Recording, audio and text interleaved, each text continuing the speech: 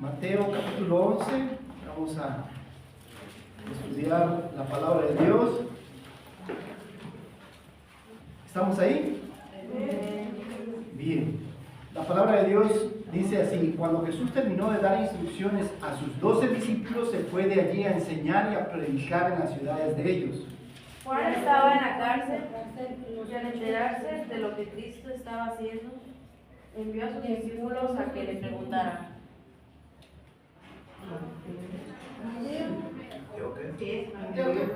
¿Mateo 11? Sí. Sí. ¿Y al oír Juan? ¿Sí? Y al oír Juan en la cárcel y los hechos de Cristo, envió a 2 de sus discípulos. Estaba en otro lado, ¿verdad? Para preguntarle: ¿eres tú aquel que había de venir o esperamos a otro? Respondiendo Jesús les dijo: id y hacer saber a Juan las cosas que oís y veis. Los ciegos ven, los cojos andan, los leprosos son limpiados, los sordos oyen, los muertos son resucitados, y a los pobres es anunciado el Evangelio. Y bienaventurado es el que no haya tropiezo en mí.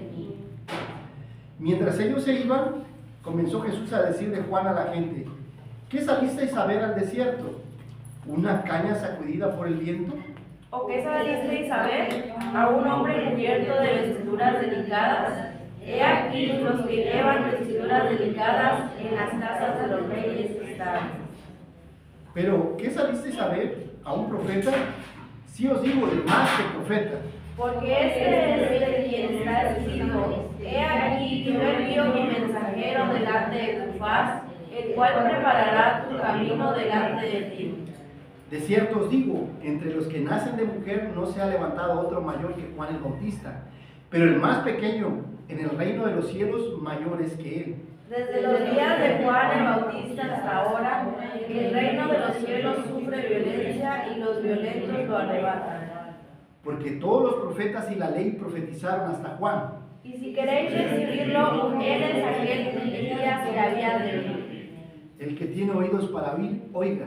Mas hasta aquí que compararéis esta generación, es semejante a los muchachos que se sientan en las plazas y dan voces a sus compañeros, Diciendo: os tocamos flauta y no bailasteis, os endechamos y no lamentasteis. porque vino Juan que ni comía ni bebía y decían: demonio viene. Vino el Hijo del Hombre que come y bebe y dice: he aquí un comilón y bebedor de vino, amigo de publicanos y de pecadores, pero la sabiduría es justificada por sus hijos. Entonces comenzó a reconvenir a las ciudades en las cuales había hecho muchos de sus milagros, porque no se habían arrepentido, diciendo: Ay de ti, Corazín, ay de ti, Betsaida, porque si en Tiro y en Sidón se hubieran hecho los milagros que han sido hechos en vosotras, tiempo ha que se hubieran arrepentido en silicio y en ceniza. Por tanto os digo que en el día del juicio será más tolerable el castigo para Tiro y para Sidón que para vosotras. Y tú, Capernaum, que eres levantada hasta el cielo, hasta el Hades serás abatida, porque si en Sodoma se hubieran hecho los milagros que han sido hechos en ti, habría permanecido hasta el día de hoy. Por tanto os digo que en el día del juicio será más tolerable el castigo para la tierra de Sodoma que para ti. En aquel tiempo, respondiendo Jesús, dijo: te alabo, Padre, Señor del cielo y de la tierra, porque escondiste estas cosas de los sabios y de los entendidos y las revelaste a los niños. Sí, Padre, porque así te agradó. Todas las cosas me fueron entregadas por mi Padre, y nadie conoce al Hijo sino el Padre, ni al Padre conoce a alguno sino el Hijo, y aquel a quien Hijo lo quiera revelar. Venid a mí todos los que estéis trabajados y cargados, y yo os haré descansar. Llevad mi yugo sobre vosotros y aprended de mí, que soy manso y humilde de corazón, y hallaréis descanso para vuestras almas. Todos juntos, Porque mi yugo es fácil y ligera mi carga. Bien, he titulado esta predicación: somos mensajeros de Cristo. Somos mensajeros de Cristo.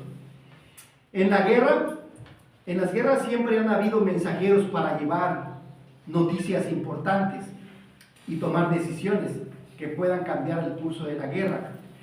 Una de las más conocidas es la misión de Filipides, un mensajero griego que fue enviado desde Atenas hacia Esparta para pedir ayuda. militar antes de comenzar la batalla contra los persas. Recorrió aproximadamente 240 kilómetros en un terreno montañoso, en un terreno escarpado. No crean que sobre carretera, porque como había guerra, no era tan fácil moverse. En menos de 2 días, correr 240 kilómetros en 2 días, no es tan fácil. Este mensaje ayudó a vencer a los persas cuando peleaban Grecia contra Persia. Y se requerían 3 cosas: conocer el terreno para ver por en qué montaña meterse, y de ahí el valor, la valentía, porque podían matarlo, y el esfuerzo. Y se ha hecho tan famosa esta maratón que ya el día de hoy hay ultramaratón, ¿no? Ya hay, son reconocidas las ultramaratones de 240 kilómetros para poder honrar a Filipides por ser un fiel mensajero, que a pesar de los riesgos, a pesar de lo difícil de la montaña, él corrió 240 kilómetros en 2 días. Juan el Bautista fue un mensajero de Jesús por 2 años. El ministerio de Noé fue construir un arca por más de 120 años.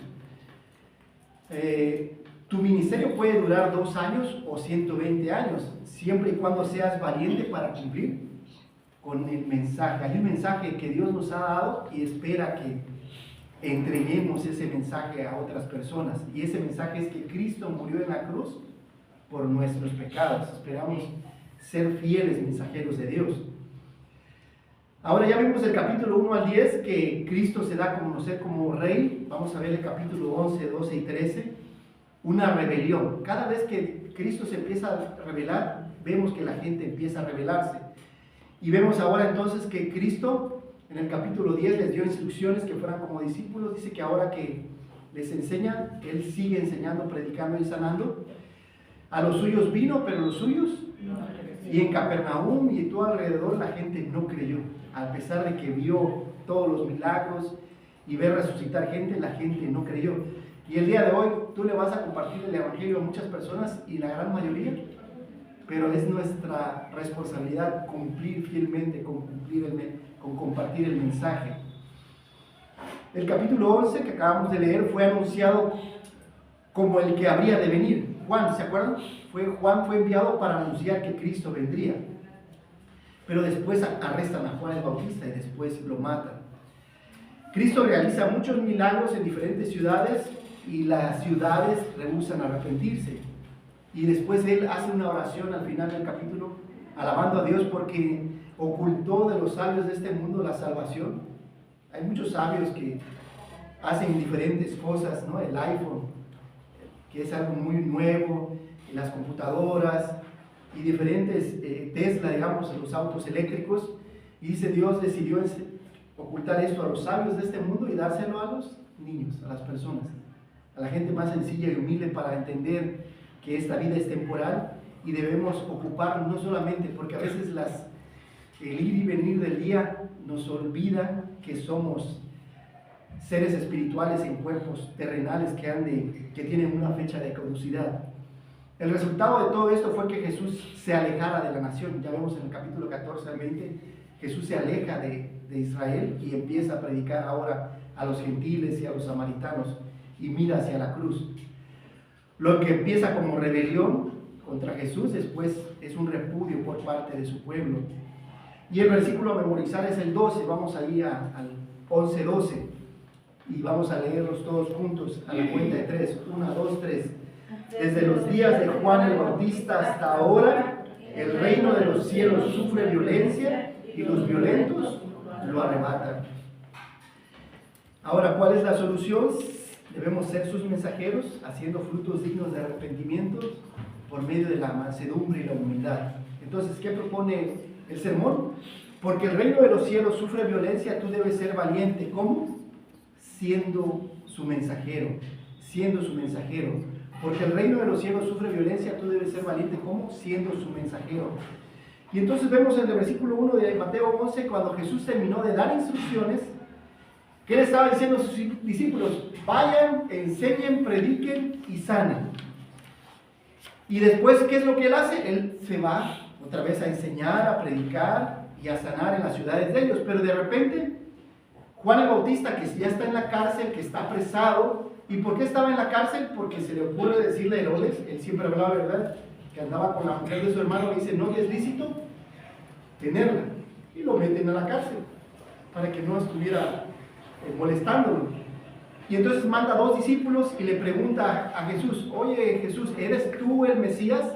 ¿Eres tú el Salvador del mundo o esperamos a alguien más? Y eso te enseña que pareciera que en el Antiguo Testamento hay 2 Mesías, uno que viene humilde, siervo, a servir y a morir en la cruz, y el otro que viene en un caballo blanco y viene a reinar. Pues es el mismo, pero viene en diferentes tiempos, ¿no? La primera venida de Jesús, que vino como un siervo sufriente, viene, muere en la cruz por nuestros pecados, pero asciende al cielo, y ahora va a venir como un rey, con un caballo blanco y con su gente a reinar, a establecer su reino. Y entonces Jesús le dice, id y haced lo que oís y veis. Escuchen, está interesante esto, dice, lo que ahorita vas a ver y lo que vas a escuchar, quiero que vayas y le digas a Juan el Bautista, no lo que ya he hecho. Y dice que en ese momento Jesús se pone a darle vista a los ciegos, a los sordos los hace escuchar, a los mudos los hace hablar, a la gente enferma la sana, y dice que empieza a resucitar personas.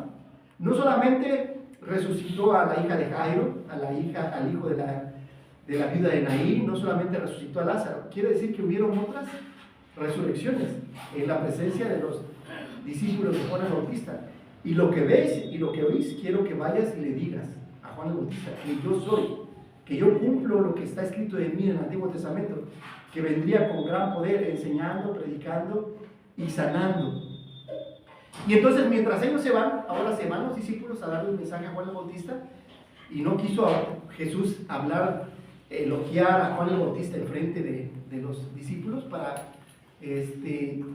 por alguna razón no quiso hacerlo. Dice, ¿a quién saliste a ver al desierto?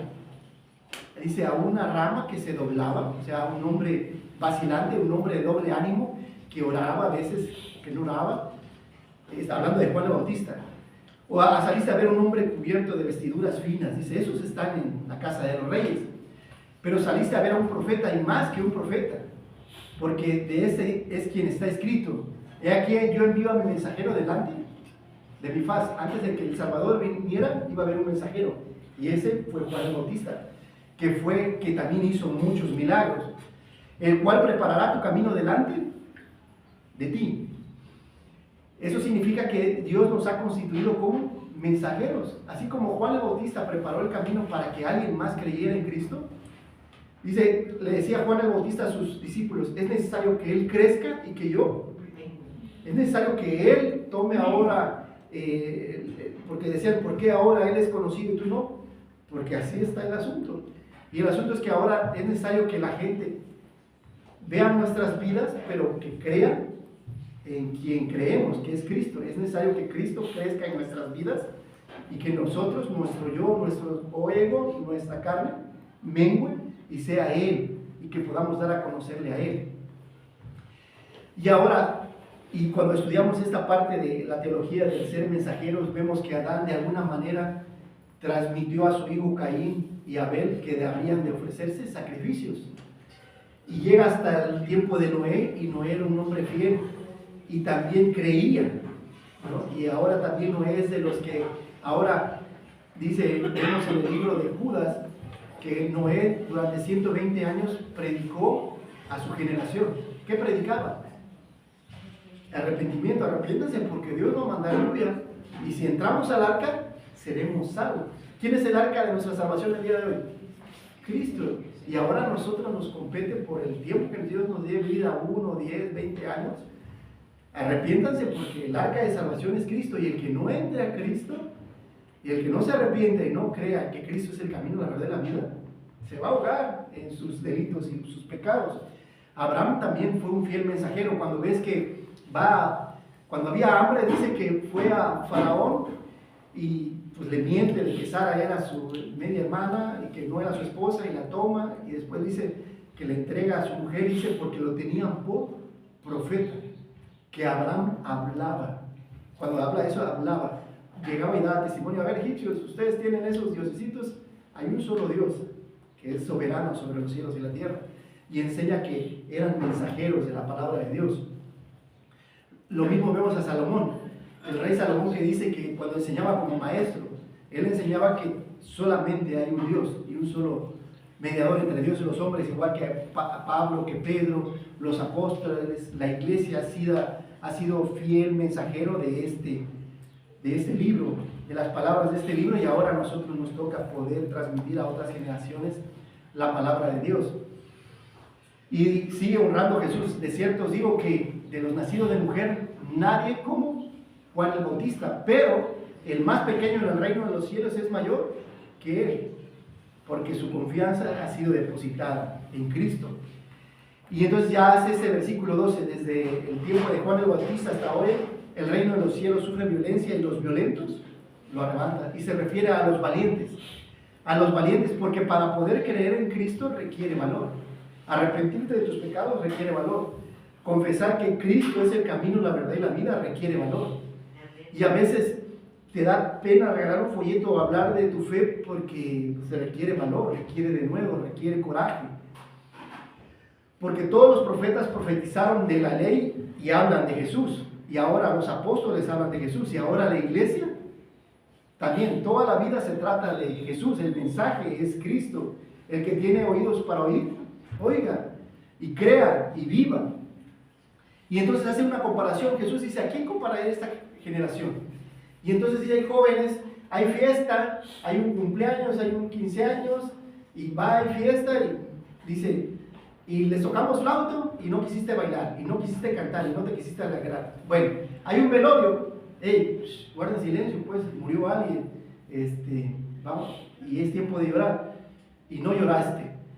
Porque dice: vino Juan el Bautista, que ni comía, que ni bebía, y andaba en el desierto, y comía miel silvestre, y comía langostas, y decían: ¿qué dijeron de él? Demonio tiene.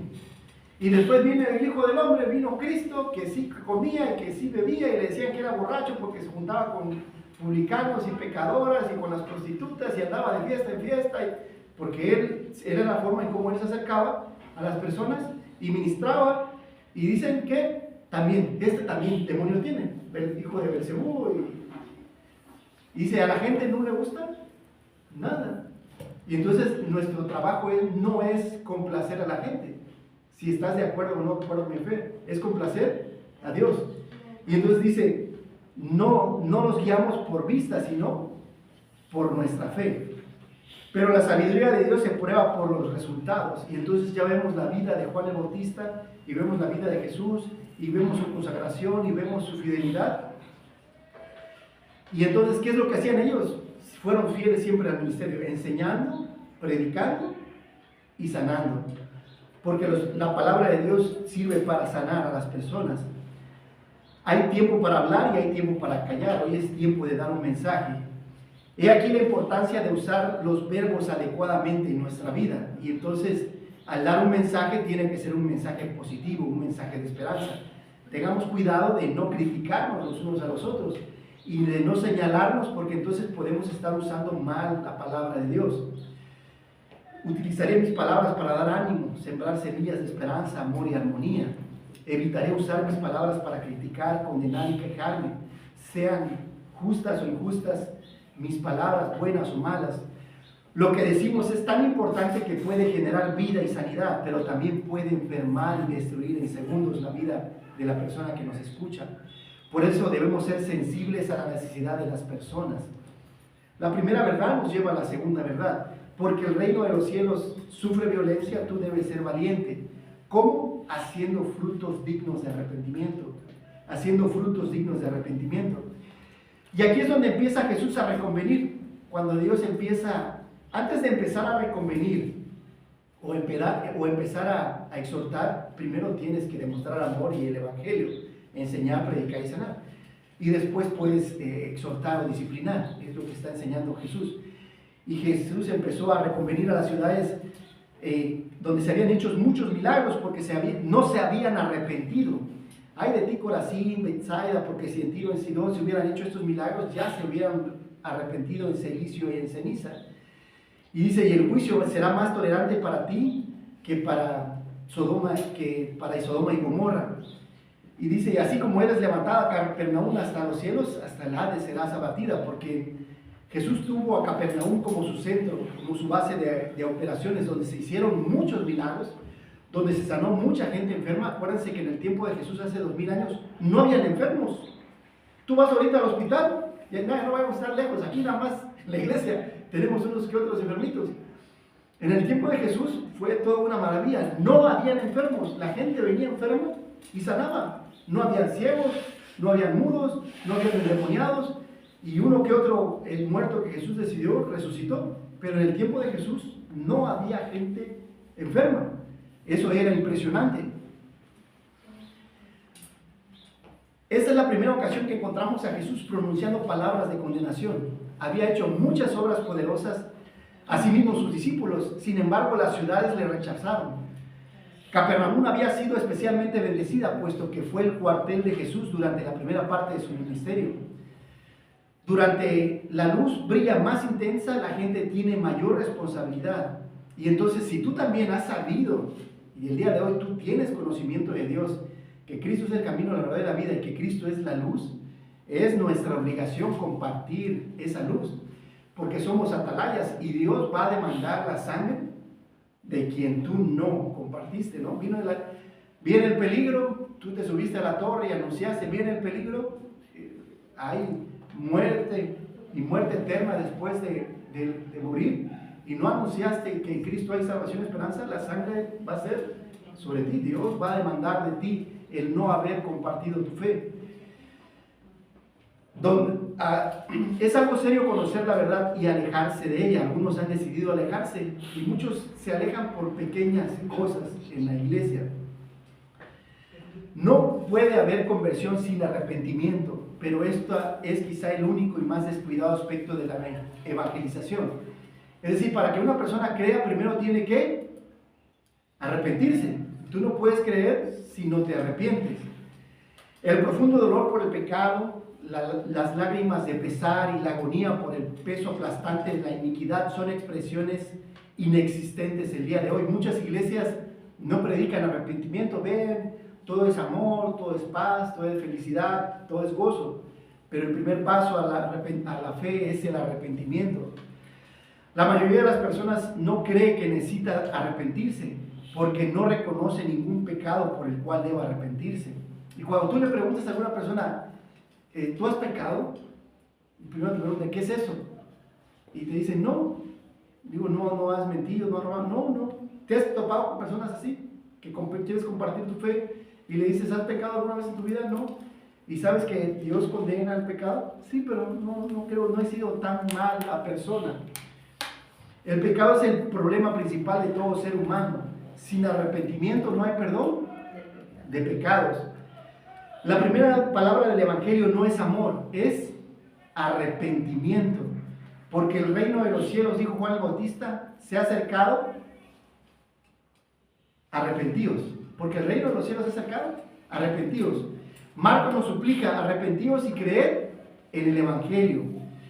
De la misma manera, los 12 apóstoles fueron enviados y empezaron su ministerio diciendo, arrepentíos, porque el reino de los cielos se ha acercado. Pedro, en su primera predicación allá en el libro de los Hechos, ¿qué le dice a la gente después de que les dice, ustedes mataron al autor de la vida? Arrepiéntanse y bautícense cada uno. El centro de la evangelización siempre ha estado el hecho de arrepentirse de nuestros pecados. Y ahora hay diferentes tipos de evangelios. El día de hoy predican un evangelio de la prosperidad, ¿no? Si tú das dinero a la iglesia, Dios te va a bendecir. Eso no es el evangelio que Dios predica ya en el libro de Gálatas. No es fe más obras. Algunos creen en el Señor Jesucristo, más haz buenas obras para salvación. No, la fe es única y exclusivamente en lo que Cristo hizo en la cruz. Él muere en la cruz por nuestros pecados y nuestros pecados son perdonados. Vemos que por la desobediencia de Adán, ahora todo el mundo participa de la culpabilidad del pecado. El llamado de Dios a la humanidad es arrepiéntanse de sus pecados, porque todo pecado es una violación de la ley moral de Dios. Por lo tanto, cuando las personas pecan, muestran de manera evidente que el corazón humano se niega a conformarse a la imagen de Dios. Cuando Eva le hizo caso y Adán le hicieron caso a Satanás, le hicieron más caso a sus palabras que a la palabra de Dios. Las personas somos llamados a reconocer que hemos ofendido a Dios y que le debemos adoración, porque nos ha creado para su gloria. Por lo tanto, debemos dejar de vivir para nuestra propia voluntad y vivir haciendo la voluntad de Dios. Dios es santo y nosotros somos pecadores. Por eso necesitamos arrepentirnos para poder acercarnos a Él. Y poder presentarnos ante un Dios santo necesitamos estar limpios de todo pecado. Y la sangre de Cristo nos limpia de todo pecado y toda maldad. El arrepentimiento es un llamado a apartarse del pecado, es decir, de la incredulidad en Jesucristo, quien es la razón del Evangelio. Lo único que Dios demanda es que creamos que Cristo murió en la cruz por nuestros pecados. Primero me arrepiento de mi pecado y luego creo que Cristo pagó en la cruz por cada uno de ellos. Porque solo Dios puede perdonar pecados. Solamente Él tiene el poder, como cuando decía, tus pecados te son perdonados, que le decía al paralítico. Algunos se arrepentirán, la mayoría no, porque significa dejar de caminar por la puerta ancha que te lleva al camino, ancho, que te lleva a la destrucción, y espacioso por donde voy haciendo mi propia voluntad. Pocos van a entrar a la puerta pequeña que lleva al camino pequeño, que es angosto y difícil, por donde pocos entran, porque entonces caminar ahí requiere humildad y sujetarte a la palabra de Dios. El asunto aquí no es si creen en Jesucristo, porque los demonios creen y tiemblan, sino que primero nos arrepentimos, porque nunca vemos que los demonios se arrepientan. Y entonces Dios espera arrepentimiento de cada uno de nosotros, y después que tengamos fe. Y fe es obedecer toda la palabra de Dios. A lo largo de los años he aprendido que la fe no es solamente elevar una oración. La fe es, elevo esa oración y ahora consagro mi vida a obedecer la palabra de Dios. Y si me equivoco, pido perdón a Dios y sigo en obediencia.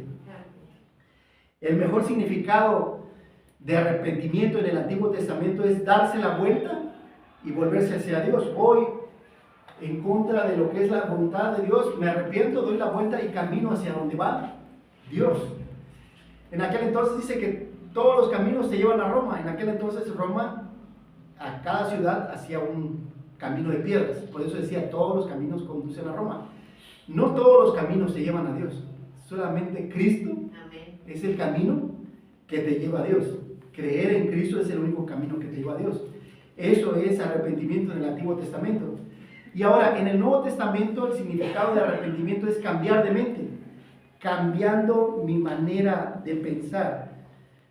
Por eso dice en Romanos capítulo 12, para que sepamos, sujetámonos todos a la palabra de Dios, para que sepamos cuál sea la voluntad de Dios, buena, agradable y perfecta, renovando vuestro entendimiento. ¿Cómo voy a cambiar mi mente? Por medio de la palabra de Dios, llenando mi mente de la palabra de Dios. Y va a afectar entonces mis pensamientos, mis sentimientos y mi voluntad. Pero si no cambio lo que está aquí adentro, difícilmente se va a ver hacia afuera.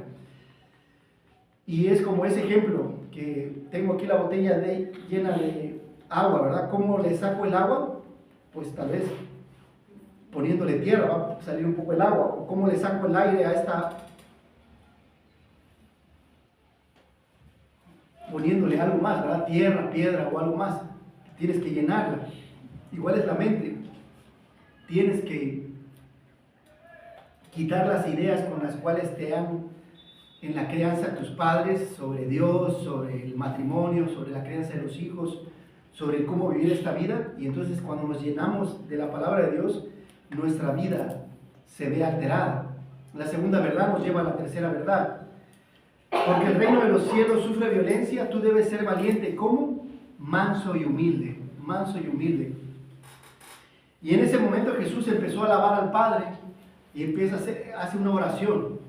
¿Por qué? Porque dice, bueno, a ver, yo estoy enseñando, predicando y sanando y la gente no se arrepiente. Yo estoy cumpliendo con el ministerio que tú me diste y le estoy enseñando a mis discípulos que vayan, enseñen, prediquen y sanen, pero la gente no cree y no me hace caso.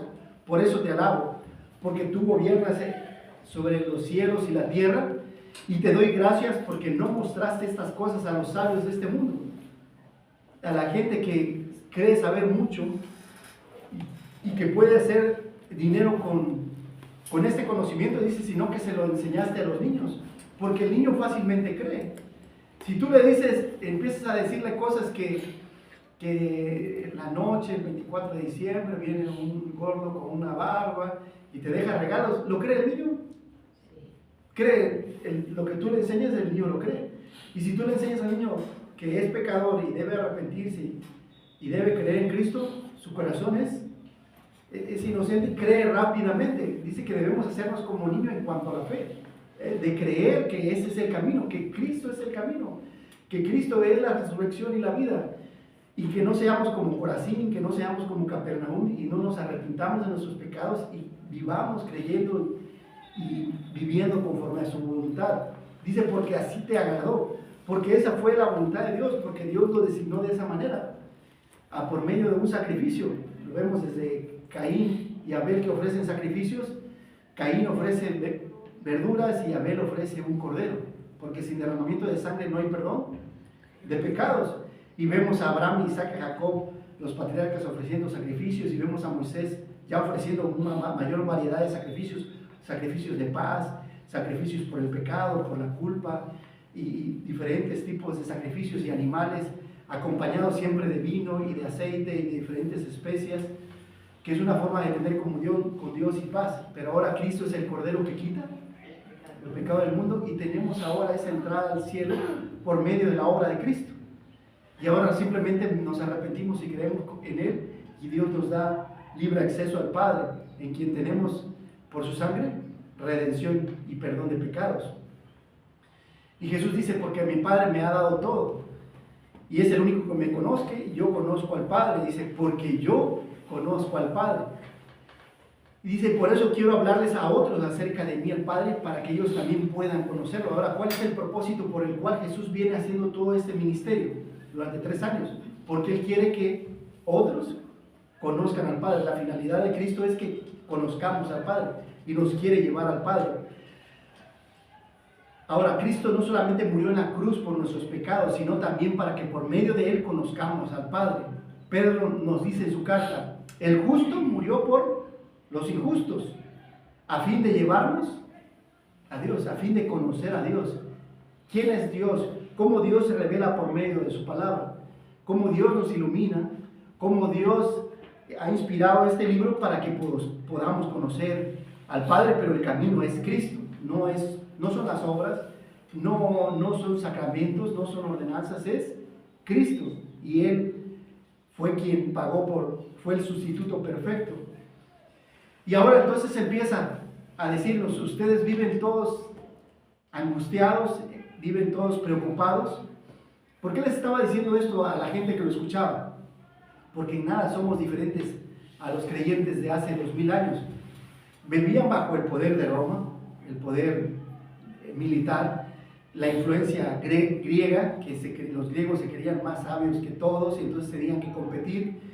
El judaísmo no ayudaba mucho porque estaba lleno de diferentes legalismos. Tienes que lavarte las manos antes de comer, tienes que vestirte de tal manera, tienes que ir a orar, ayunar, diezmar, y parecía que estaba lleno de obras y la fe se había hecho a un lado.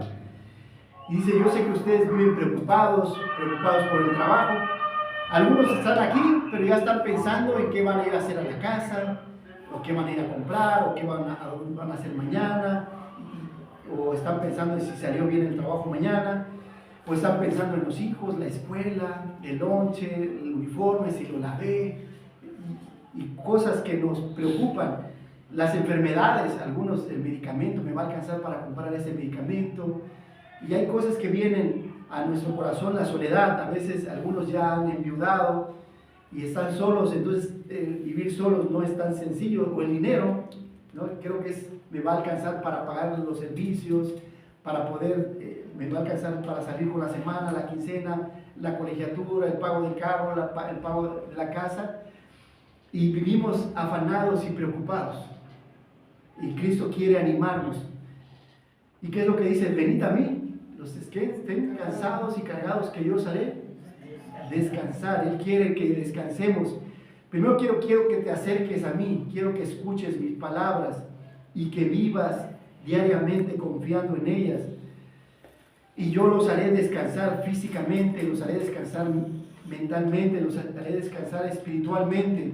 Cuando dice este descanso, habla de que Dios creó los cielos y la tierra en 6 días y descansó 1.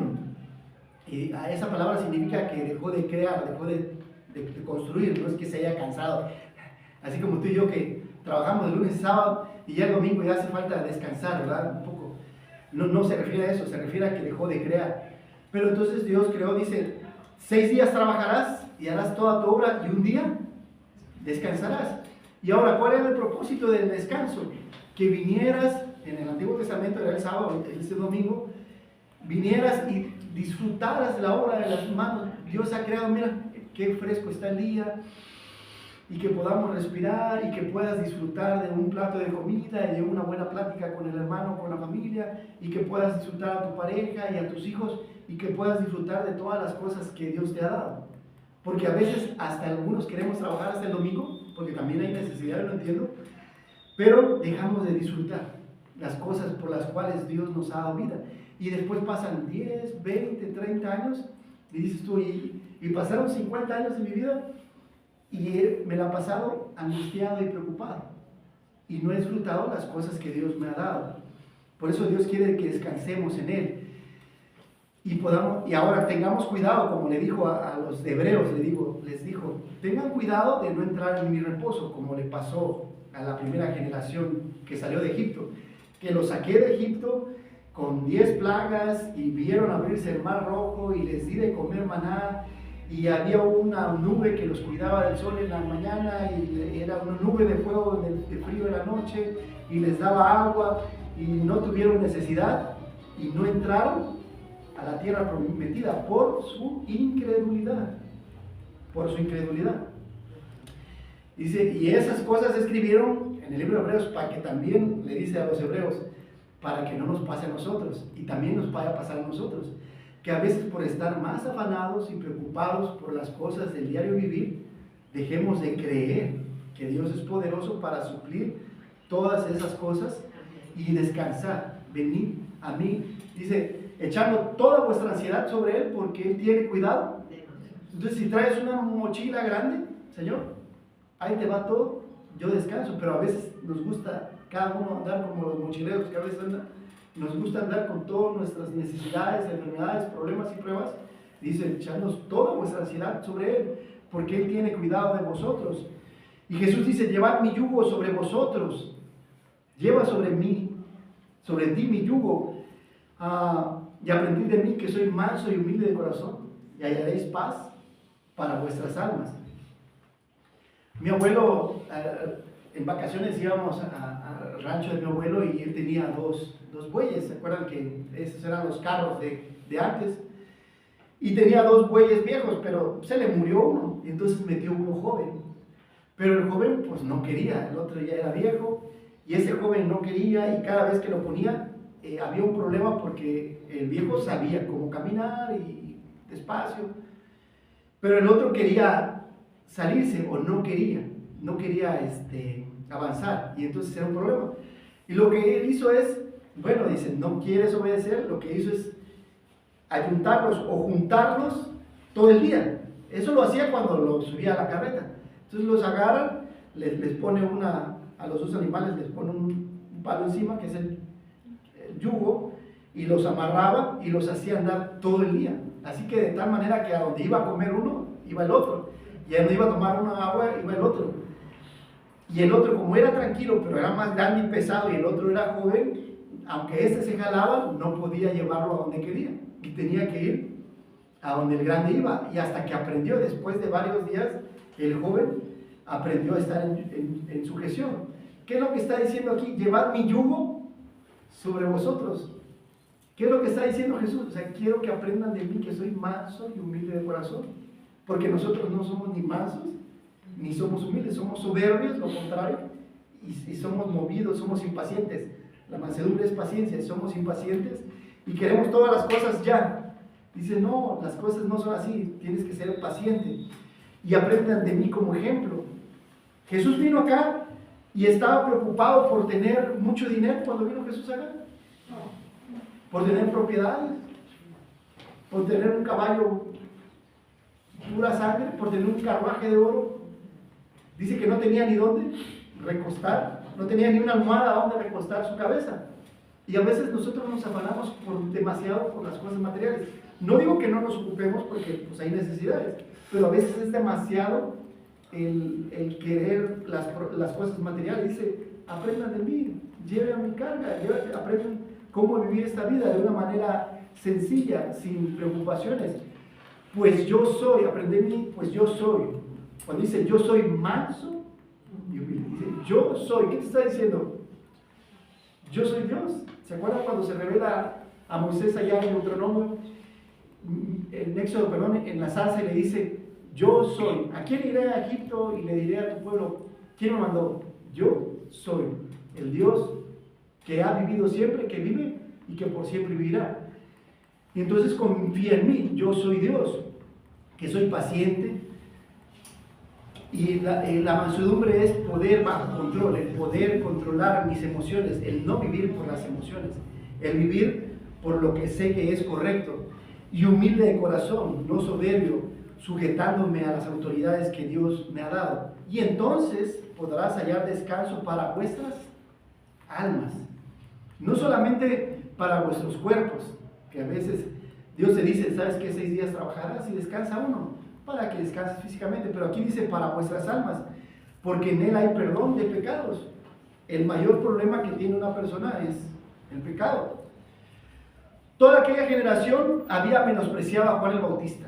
No creyeron ni en Juan el Bautista, que era austero para vivir, ni creyeron en Jesucristo, que le gustaba comer y beber bien y vivir bien. Ahora, ¿por qué el ser judío en ese entonces era ser legalista? Había mucho legalismo en ese entonces, era llevar muchas ordenanzas que Dios no había impuesto. El legalismo el día de hoy en la iglesia ocurre cuando se añaden reglas humanas a la Biblia como requisitos para la salvación o la santidad, elevando tradiciones a nivel de mandamientos divinos. Se caracteriza por el enfoque en la apariencia externa, la justicia propia y el juzgar a otras, invalidando la gracia de Dios. Es decir, como el cómo vestir. A veces juzgamos a las personas en el cómo vestir. Dios dice, no hagas eso. No puedes comer esto, no puedes comer aquello. Todo me es lícito, mas no todo. No puedes tomar café, no puedes comer puerco, no puedes comer chile. Y parecía que todo está limitado. Dice, todo me es lícito. Mas si te hace daño, o si ya estás comiendo, o todo el exceso también es malo. Algunas veces he escuchado, no veas la televisión porque es pecado. Y dices tú, bueno, tenemos que tener cuidado, ¿no? O tener ese discernimiento para que por el uso de la palabra de Dios, lo que esté en el mundo no nos contamine. Algunas iglesias enseñan que es obligatorio orar por las mañanas, y si no oras por la mañana, no está siendo bíblico. Y si no ayunas, como obligación. El ayuno es, invitamos a los hermanos a ayunar, por supuesto. Hermanos, oremos, puedes orar en la mañana, en la tarde, la cosa es orar, o en la noche. Y ayunar es una invitación. Ya hemos estudiado que el ayuno, cuando tenemos problemas o necesidades, es una rica fuente para poder acercarse a Dios y pedirle de su ayuda. Pero no la obligamos, no es una obligación. Jesús presenta un camino mejor que el de los fariseos y los judíos.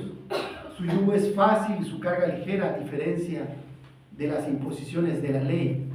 Y entonces podemos confiar que debemos aprender del Maestro. Cristo es nuestro Maestro. Y entonces, si Él es nuestro Maestro, vamos a sujetar lo que Él nos diga diariamente en su palabra. Y lo curioso, no solamente Él es el Maestro, también Él es el tema a seguir.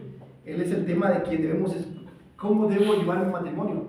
Todos batallamos de diferentes maneras en el matrimonio, con los hijos, con el dinero, con la salud, con la fe. ¿Cómo debemos hacerlo? Como Jesús lo haría. Tenemos que pensar, ¿cómo actuaría Jesús en esta situación, en ese problema, en esa necesidad, en esa enfermedad? Y gracias a Dios que tenemos diferentes ejemplos de cómo Jesús actuaba cuando lo confrontaban, porque Jesús no solamente fue tentado en el desierto, ¿se acuerdan? Cuando le preguntaban, ¿y quién es mi prójimo? A manera de tentarlo siempre, ¿no? Y Jesús da la parábola del buen samaritano, y ve y tú haz lo mismo. Y después cuando le dicen, la moneda, ¿a quién debemos dar? ¿A Dios o a César? Y siempre procuraban hacer caer a Jesús. ¿Y cómo actuaba Jesús? Con prudencia, siempre fue paciente. Una que otra vez, cuando vuelca las mesas y se enoja en el templo, ¿se acuerdan? Pero la mayoría de las veces él actuaba de una manera mansa y humilde. Aunque él era maestro, viene Nicodemo y le dice, eres tú maestro de la ley, no sabes cómo ser salvo. Con la mujer samaritana, dame de beber. Y él siempre demostró esa humildad, esa piedad, esa compasión por las demás personas sin salir de sus cabales, sin molestarse. Y nosotros somos muy propensos a enojarnos por el calor, por la comida, por una persona que a veces nos impacienta, por algún hermano tal vez en la fe que nos intolera. Dios nos invita a ser mansos y humildes de corazón y entonces hallaremos paz para nuestras almas. Vamos a hacer un repaso. Porque el reino de los cielos sufre violencia, tú debes ser valiente. Primero, ¿cómo? Siendo su mensajero. Segundo, porque el reino de los cielos sufre violencia, tú debes ser valiente. ¿Cómo? Haciendo frutos dignos de arrepentimiento. Y tercero, porque el reino de los cielos sufre violencia, tú debes ser valiente. ¿Cómo? Manso y humilde de corazón. Vamos a ponernos de pie y vamos a orar. Padre, te damos gracias en esta mañana por tu palabra, porque el reino de los cielos sufre violencia, Señor, y los valientes lo arrebatan. Debemos ser valientes, Señor. Ayúdanos a tener ese valor para compartir ese mensaje con otras personas, como lo hizo Juan el Bautista, como lo hicieron tus discípulos, como tú lo hacías, Señor. No esperabas que los demás lo hicieran, sino tú mismo fuiste a enseñar, predicar y sanar. Ayúdanos, Señor, a hacer frutos dignos de arrepentimiento y no seamos como Capernaum, como Tiro, como Sidón, que no seamos como aquellos pueblos judíos que alcanzaron ver al verbo de vida caminar sobre esta tierra y no se arrepintieron y no creyeron, Señor, sino que haya arrepentimiento y que podamos dar esos frutos por medio de palabras que confiesen tu nombre, por medio de compartir a Cristo, por medio de venir y adorar y exaltar tu nombre, por medio de los frutos del Espíritu, amor, gozo, paz, paciencia, benignidad, bondad, fe, mansedumbre, templanza, que podamos hacer esos frutos de arrepentimiento que tú nos pides en tu palabra y que podamos ser mansos y humildes de corazón, que podamos ser pacientes, Señor. A veces tú en las oraciones nos dices sí, no o espera, que podamos esperar en tu palabra, que podamos orar y esperar las respuestas que tú quieras dar a nuestras vidas, Señor. Tú sabes que estamos cansados y cargados y echamos toda nuestra ansiedad sobre ti porque tienes cuidado de nosotros. Ayúdanos a andar en humildad, quitar de nosotros la soberbia, el orgullo, el egocentrismo, la carne, y permítenos agradarte con nuestras vidas para poder vivir en paz el tiempo que hace falta para tu venida, o ya sea que nosotros vayamos a ti. En Cristo te damos gracias. Amén.